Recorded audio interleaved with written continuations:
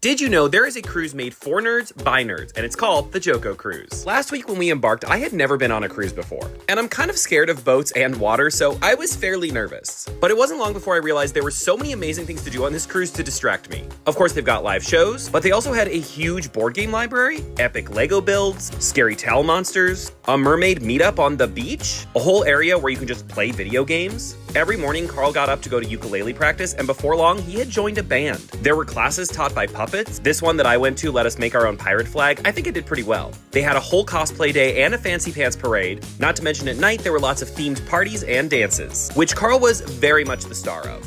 They had a whole event where you could just taste cakes. The incredible Novel Naya gave a talk about the history of paranormal romance, and we attended a book swap, and at least tried to do some reading on the ship.